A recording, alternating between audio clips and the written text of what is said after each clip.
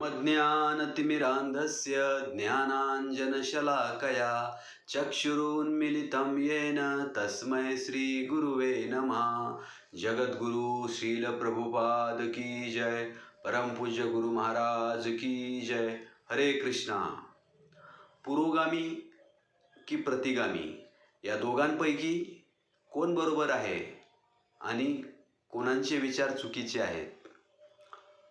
आज या आपल्या महाराष्ट्रामध्ये या दोन गटामध्ये नेहमी सतत संघर्ष चालू असतो। एका बाजूला पुरोगामी विचाराचे लोक आणि दुसऱ्या बाजूला धर्माला मानणारे किंवा ज्यांना प्रतिगामी म्हटलं जातं, किंवा एका प्रकारे आधुनिक विचारसरणीचे लोक आणि दुसऱ्या बाजूला धार्मिक विचारसरणीचे लोक। एक गट असा आहे, विशेष करून महाराष्ट्रामध्ये आम्ही फक्त शिव, फुले, शाहू, आंबेडकर, संविधान या गोष्टीला मानतो। देशाचा भौतिक विकास झाला पाहिजे, मानवता, स्वातंत्र्य, समता, बंधुभाव या गोष्टींना ते महत्त्व देतात आणि ही भगवंताची भक्ती किंवा धर्म, वैकुंठ किंवा हे सर्व पोथी, पुराण, शास्त्र या सर्व गोष्टींना ते अंधश्रद्धा समजतात। असा एक ग्रुप आहे किंवा अशा विचारसरणीची किंवा अशा पद्धतीची एक वैचारिक विचारसरणी असणाऱ्या लोकांचा एक गट आहे, जे स्वतःला पुरोगामी विचाराचे लोक असं म्हणतात। आणि दुसऱ्या बाजूला काही लोक धार्मिक आहेत, काही तर खूपच कट्टर धार्मिक आहेत, धर्मासाठी मरायला तयार आहेत। ते धर्माप्रमाणे वागतात का नाही हा प्रश्न वेगळा, मात्र ते स्वतःच्या धर्मासाठी मरायला तयार आहेत। कट्टर हिंदुत्ववादी आहेत किंवा काही लोक धर्माचा अभिमान असणारे खूपच आहेत। आणि या दोन विचारसरणीच्या लोकांमध्ये सतत संघर्ष चालू असतो।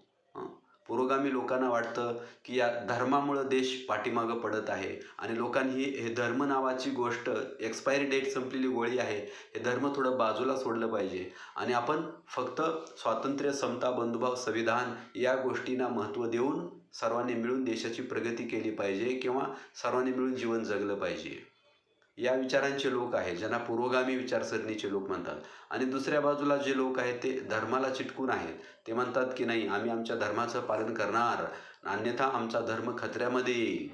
आणि मग यांना कट्टर धार्मिकता किंवा हिंदुत्व अशा पद्धतीचं लेबल लावलं जातं। मात्र हा जो संघर्ष आहे, या संघर्षाचं मूळ कारण हे आहे की पुरोगामी विचाराचे जे लोक आहेत त्यांच्याकडून होणारी सर्वात महत्त्वाची एक मोठी चूक ही आहे की पुरोगामी विचाराचे लोक सरसकट देवालाच नाकारतात।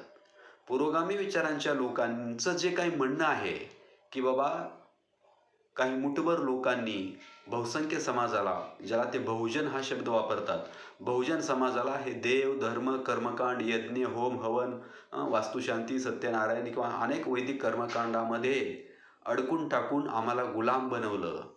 मनुस्मृतीनुसार आम्हाला गुलाम बनवलं किंवा हे मनुवाद, या मनुवादामुळं आमचं खूप मोठं नुकसान झालं, या देशाचं नुकसान झालं, आम्हाला गुलाम बनवलं, असं त्यांचं म्हणणं आहे। आणि ते काही पूर्णपणे चुकीचं नाही।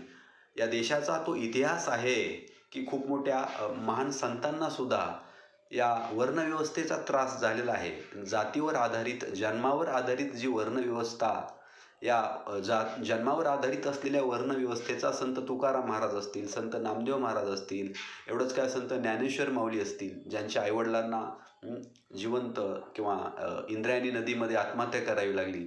थोडक्यात सर्व संतांना या वर्णव्यवस्थेचा त्रास झालेला आहे। काही लोकांनी या देवाधर्मावरती स्वतःचीच मक्तेदारी ठेवून ज्ञान मिळवण्याचा किंवा शास्त्र समजून घेण्याचा अधिकार फक्त आम्हालाच आहे, अशी मक्तेदारी ठेवून इतरांवरती अन्याय केला, हे सत्य आहे। पुरोगामी लोकांचा हा विचार बरोबर आहे, मात्र पुरोगामी लोकांची चूक ही होते की पुरोगामी लोकांनी हे अंधश्रद्धा, कर्मकांड, बोंधोगिरी याच्यावरती टीका करून लोकांना खऱ्या शुद्ध भगवंताच्या भक्तीचा, हरिनामाचा प्रचार प्रसार करायला हवा। मात्र तसं न करता पुरोगामी विचाराचे लोक किंवा हे सुधारणावादी विचाराचे लोक काय करतात, सरसकट ईश्वरालाच मानत नाहीत। ईश्वरच नाही किंवा देवच नाही, भगवंतच नाही, आणि समस्या किंवा संघर्ष इथं सुरू होतो। खरं तर सर्व संत तुकाराम महाराज असतील, संत नामदेव महाराज असतील, या सर्व संतांनी देखील विज्ञानवादी दृष्टिकोन ठेवलेला आहे। मात्र हे सर्व संतसुद्धा भगवंताच्या भक्तीमध्ये स्वतःचं जीवन अर्पण करत त्यांनी आपलं आयुष्य या हरिनामामध्ये घालवलेलं आहे। ते सुद्धा वैदिक कर्मकांडाच्या विरोधात होते, अंधश्रद्धेच्या विरोधामध्ये होते. समता, बंधुभाव, मानवता, सर्वांना समान हक्क, न्याय या विचाराची ही सर्व संत मंडळी होती. मात्र ही सर्व संत मंडळी आजकालच्या या पुरोगामी लोकांप्रमाणे नास्तिक नव्हती. तुकाराम महाराजांनी आयुष्यभर या हरिनामाचा प्रचार प्रसार केला आहे. आणि गमतीची गोष्ट म्हणजे आजकालचे पुरोगामी विचाराचे लोक, आम्ही पण तुकाराम महाराजांना मानतो, तुकाराम महाराज आमचे आदर्श आहेत, फुले, शाहू, आंबेडकर, तुकाराम, नामदेव या सर्व महापुरुषांना आम्ही मानतो असं दाखवतात किंवा म्हणतात. मात्र तुकाराम महाराजांनी ज्या रामकृष्ण हरीचं आयुष्यभर भजन केलं आणि इतरांना या रामकृष्ण हरी नामाचा किंवा या भजनाचा प्रचार प्रसार केला, त्या रामकृष्णाला मात्र हे मानत नाहीत. तुकाराम महाराजाला मानतात, मात्र तुकाराम महाराजांनी जे सांगितलं, रामकृष्ण हरी विठ्ठल केशवा मंत्र हा जपावा सर्व काळ, याविना असता साधन अनिक वाहतसे आन विठोबाची. त्या विठोबाची आन म्हणजे विठोबाची शपथ खाऊन जे लोकांना सांगितलं की रामकृष्ण हरी विठ्ठल केशवा याचं भजन करा, याच्याशिवाय दुसरा कुठलाही मार्ग नाही, त्या रामकृष्णाला मात्र मानत नाहीत. मी रामकृष्ण यांना देव मानणार नाही, अशा प्रकारच्या प्रतिज्ञा घेतात लोक. मात्र तुकाराम महाराजांना आम्ही मानतो तसं सांगतात. एवढंच काय, गाडगे बाबा, संत गाडगे बाबांनी सुद्धा अंधश्रद्धेवरती कडाडून टीका केलेली आहे. सर्व वैदिक कर्मकांडावरती कडाडून टीका केलेली आहे. मात्र ते गाडगे बाबा सुद्धा त्यांच्या प्रत्येक कीर्तनामध्ये गोपाला गोपाला देवकी नंदन गोपाला अशा प्रकारे भगवान श्रीकृष्णाचं भजन करत होते. का? कारण हे हरिनाम किंवा भगवंताची भक्ती हे काही अंधश्रद्धा नाही. सुधारणावादी, विज्ञानवादी दृष्टिकोन किंवा संविधानानुसार देश चालला पाहिजे, मानवता, स्वातंत्र्य, समता, बंधुभाव, निश्चितच या गोष्टी असल्याच पाहिजेत. मात्र याला जोड भगवंताच्या भक्तीची दिली पाहिजे. कारण हे स्वातंत्र्य, समता, बंधुभाव, संविधान हे सर्व व्यवस्थित जीवन जगण्यासाठी आहे. मात्र मनुष्य जन्माचा मूळ उद्देश काय आहे? विज्ञानाची कोणती शाखा किंवा संविधानाची कोणती शाखा किंवा शिक्षणाची कोणती शाखा आपल्याला हे सांगू शकणार नाही की मनुष्य जन्माचा मूळ उद्देश काय आहे, मनुष्य आणि इतर प्राण्यांमध्ये फरक काय आहे, मनुष्य जन्माचं खरं ध्येय काय आहे. तर ते ध्येय काय आहे हे सर्व संतांनी आपल्याला सांगितलेलं आहे. मन हा मोगरा अर्पुनी ईश्वरा, पुनरपी जन्मा येणे नाही. त्या भगवंताची प्राप्ती करणं हा जीवनाचा उद्देश आहे. आणि हा जीवनाचा उद्देश प्राप्त करण्यासाठी सध्याच्या या कलियुगामध्ये केवळ फक्त भगवंताची भक्ती किंवा हरिनाम हा एकच मार्ग आहे. मोठमोठी कठोर तपस्या करणं हे सध्याच्या युगामध्ये शक्य नाही, किंवा मोठमोठे यज्ञ करणं हेही शक्य नाही, पूजार्चा व्यवस्थित करणं तेही शक्य नाही, कारण तशी शुद्ध सामग्री उपलब्ध नाही. आणि म्हणून कलियुगामध्ये फक्त हरेर नाम एव केवलम, कलव न अस्तेव गतिरन्यता. या कलियुगामध्ये फक्त मुखानं भगवंताचं नाम घेणं हा एकच मार्ग आहे, जो वैदिक शास्त्रामध्ये सांगण्यात आलेला आहे. आणि शास्त्रामध्ये सांगण्यात आलेल्या याच ज्ञानाच्या आधारे सर्व संतांनी हरिनामाचा प्रसार केलेला आहे. बहुजन समाजातले जे संत आहेत, बहुजन आणि ब्राह्मण हा जो वाद चालू आहे महाराष्ट्रामध्ये सतत, तर बहुजन समाजातल्या सर्व संतांनी सुद्धा भगवंताच्या भक्तीचा, नामाचा, हरिनामाचा प्रचार प्रसार केलेला आहे. आणि संतांनी जो या नामाचा प्रचार प्रसार केलेला आहे हा काही त्यांनी स्वतःहून लावलेला शोध नाही. या वैदिक शास्त्रामध्ये भगवद्गीता, भागवतम, वेद, उपनिषद याच्यामध्येच भगवंताचं नाम किंवा हरिनाम हाच मार्ग कलियुगामध्ये एकमेव उद्धाराचा आहे हे सांगण्यात आलेलं आहे. आणि या शास्त्रामध्ये सांगण्यात आलेल्या आदेशानुसारच सर्व संतांनी या कलियुगामध्ये कलियुगा माझी करावे कीर्तन, तेने नारायण देल भेटी म्हणून या हरिनामाचा प्रसार केलेला आहे.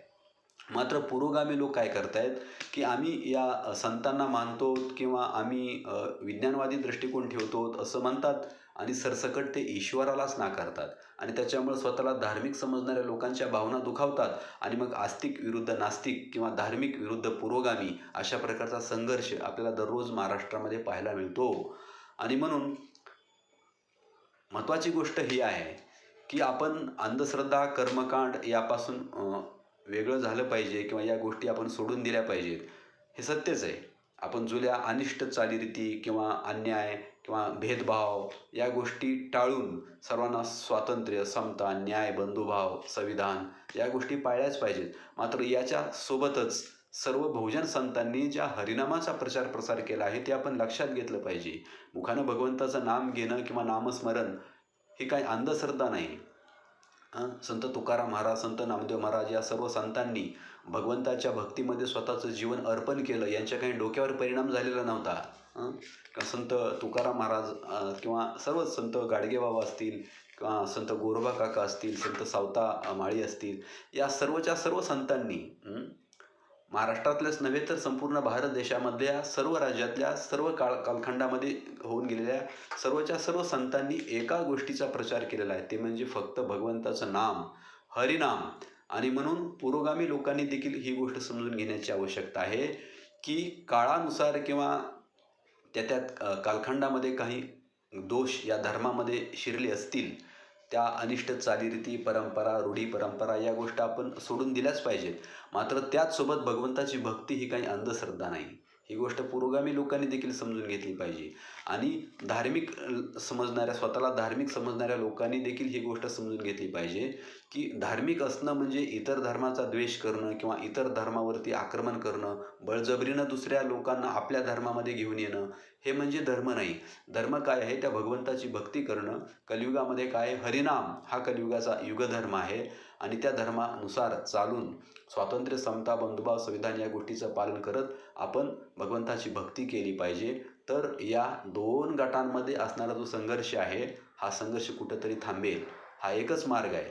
पुरोगामी लोकांनी देखील आपल्या पुरोगामी विचाराला संतांच्या हरिनामाची जोड दिली पाहिजे. आणि धार्मिक लोकांनी देखील धर्माची फालतू कट्टरता न पाळता भगवंताची शुद्ध भक्ती केली पाहिजे. हा एकच मार्ग आहे. सकळांसी येथे आहे अधिकार, कलियुगी उद्धार हरीच्या नामी. हरे कृष्ण कृष्ण कृष्ण हरे हरे, हरे राम राम राम हरे हरे. जगद्गुरु श्रील प्रभुपाद की जय.